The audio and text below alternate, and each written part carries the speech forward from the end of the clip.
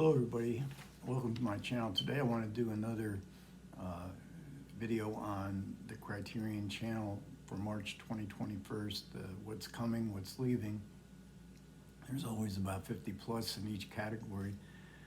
As far as what's coming for March 2021 to the Criterion Channel, they're spotlighting another recent film that I don't think has got much notice. They seem to be doing one of those every month now. This is called the 20th Century. It's called a Fantasia, Canadian movie. I'm going to check that one out because the description is very good. And again, you can get much detailed information on what's coming in the Criterion.com website. They're also including Mandi, which is a film recently released on Blu-ray by Criterion. They appear to be releasing one recent release every month now. Last month it was Ghost Dog, this month Mandi, and a film from Africa, Osami Sembeni, I think. I don't know how to pronounce his name, but I've never seen any of his films, so I'm going to definitely pick that one out. And these dates that I'm going to give are highlighted when they spotlight, Criterion Channel spotlight. Some of these movies I think are actually appearing before the spotlighted date. But the first one would be A New Leaf. This is a film from Elaine May. It had a very troubled history. I think her original cut was 3 hours long. She lost her contractual final cut. And but I saw this movie when it came out a couple times since, and I find it very entertaining, very, very unusual. It also co-stars Walter Matthau.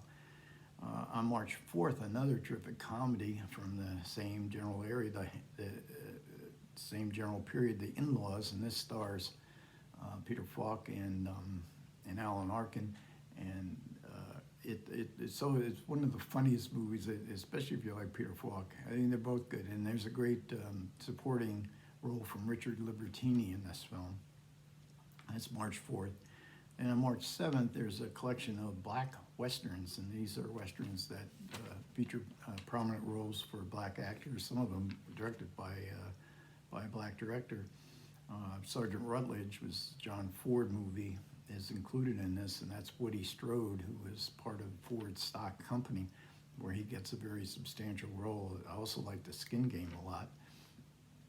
But there's a lot of movies in there that are really worth checking out. Buck and the Preacher, I believe that's with Sidney Poitier. Then on March 12th, The Visitor is coming out. This is a film I've been touting on in other videos. It's directed by Antonio Pietrangeli. Their team, Criterion, is teaming this in one of their double feature billings with I Knew Her Well, which is another Pietrangeli film that has been is in the collection and has been on the channel. The Visitor is just outstanding film. I think it's one of the great underrated films in the 1960s. It stars Sandra Milo, Francois Perrier, and it's a story of pen pals who visit each other for one weekend, and the fraught relationship and that develops through that visit. And then on March 14th, Preston Sturges, 8 films, and this is going to include Christmas in July and The Great McGinty, 2 of his early films that are sometimes overlooked because the 5 or 6 that followed them were such incredible comic masterpieces. But I would highlight Unfaithfully Yours, which came later in the decade. Sturges was thought the general consensus is that he kind of burned himself out with so many films in such a short period of time. And so Unfaithfully Yours may not have the same overall quality of those early films, but it's still, I think it's a terrific movie. It stars Rex Harrison, Linda Darnell are absolute beauty, and has one of the most romantic lines in movie history. It goes something like this: 1,000 poets dreamed 1,000 years, and then you were born, my love.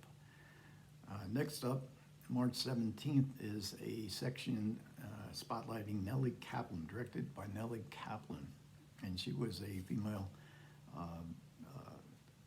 director at a time when there weren't very many, and they were often very overlooked. But in 1969, she made a movie called A Very Curious Girl. I haven't seen that since, I don't believe. And there's 3 other films in that, but I'm definitely going to check out A Very Curious Girl because I remember that I liked it very much. On March 18th, Charlie Chaplin, The Mutual Comedies, and this is a series, I think it's about a dozen short films, and whenever you're in a bad mood, you know, Charlie Chaplin can, and these are not features, so, you know, you don't have to sit through an hour-and-a-half feature, and you get a lot of laughs, no matter which of these shorts you watch. I haven't seen them in a long time, but I know anything Chaplin made, you know, is going to be, if nothing else, funny. And then on March 25th, we get the Essential Fellini, and I have that set. I still have 4 more movies to watch, but it's going to have, there's 14 movies in the Essential Fellini Blu-ray release. And they've had, some of those movies have been on the channel, but now they're including 12 of the 14, and they're also going to include the Marcello Mastroianni documentary, which is the 15th disc in that Essential Fellini set. You know, I'm sort of against the grain as far as Fellini goes. You don't need me to recommend La Dolce Vita an 8.5, but of the, I guess I've watched 10 of the 14, and I've been watching them in chronological order, and I gotta say, in all honesty, that the first 2, Variety Lights and The White Sheik, are really my 2 favorites so far. So then, to wrap up what's coming in that I would like to highlight is a section of 10 films starring Dirk Bogard. And these are going to include the 2 films that Bogard made with Joe Losey in the 60s, the very famous The Servant, well worth catching, and also Accident. And these are also 2 films that were written, the screenplays were written by Harold Pinter. So they're very unusual films, and Bogard is terrific, and there was a great collaboration between Losey and Dirk Bogard. So that's what I would pretty much recommend as what's coming in, and again, there's so much stuff there, you know, to watch. I'm going to try to see some other stuff besides that as well. Now, what's leaving? In March 2021 from the Criterion Channel, these are all movies that will, their last day they will be shown is March 31st. In the Black Westerns section, it's odd that the Skin Game and Posse are only going to be there for 1 month because they're disappearing from, I guess they just contractually only got a month's worth of streaming from them. And I remember enjoying both of those movies, so I would definitely check those out if you like Westerns. And then the Jane Fonda section, which has been there for a few months now, is also the movies in that section, if not all of, perhaps all of them are leaving. And I would recommend, I'm in the mood for comedies lately. I mean, you know, it's just being at home all day, it's nice to watch a comedy. I love Barefoot in the Park. That's where she's paired with Robert Redford. It's a really funny, it's a Neil Simon screenplay from his most successful. Barefoot in the Park was actually Neil Simon's longest running hit on Broadway. And Robert Redford actually played the lead, not Jane Fonda wasn't in it, but they're just impossibly good looking in this movie, and they really have such great comic timing. Redford as a comic actor was really good, and Jane Fonda as well. They're also in The Chase, which is another film in this section that is leaving the channel. That's a weird film. Marlon Brando's in that, and Arthur Penn directed it. Lily Hellman screenplay.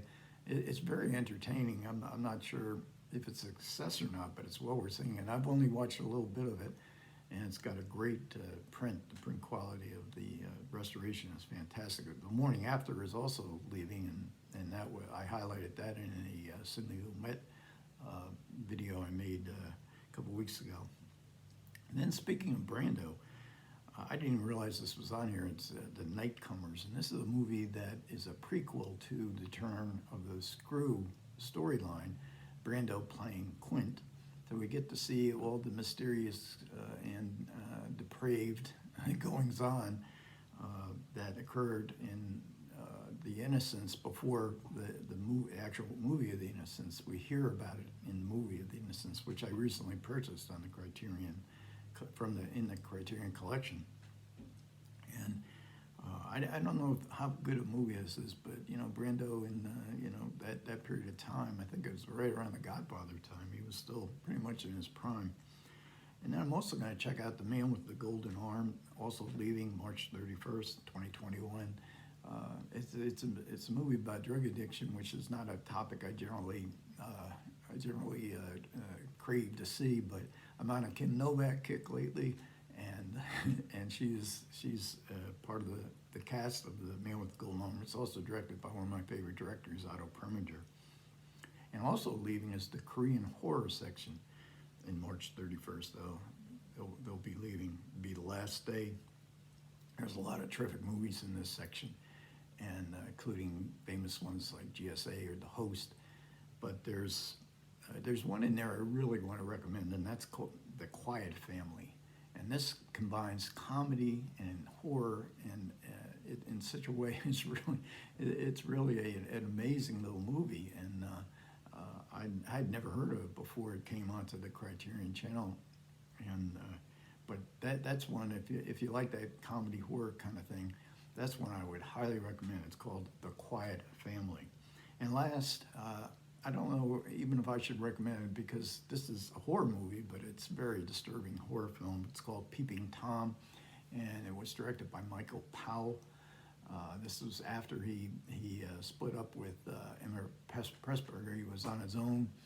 It's a film that pretty much destroyed his career because it was so disturbing. Nobody understood it, and I think it was the same year as Psycho. And it has a similar type storyline to Psycho, but it has some of the most disturbing scenes you're ever going to see. But its reputation has really endured. Its reputation as a really good movie has endured through the decades. So if you don't mind being disturbed, heavily disturbed by the psychological terror as well as the physical terror of a movie, Peeping Tom is certainly an artistic movie. It's not, essentially just the genre movie. There's a lot of ideas in the film. So those are all the movies that are coming March 1st today, as I'm filming this on March 1st, and what films are leaving on March 31st, all just my own personal opinions and recommendations. And again, you can go to criterion.com to get the full list. And if you have any movies that you would recommend that are coming or going, I would love to hear some comments on that, like, subscribes, all that good stuff. At any rate, that should about wrap it up. Have a good month of viewing the Criterion Channel for those who are subscribers, and I'll catch you guys next time.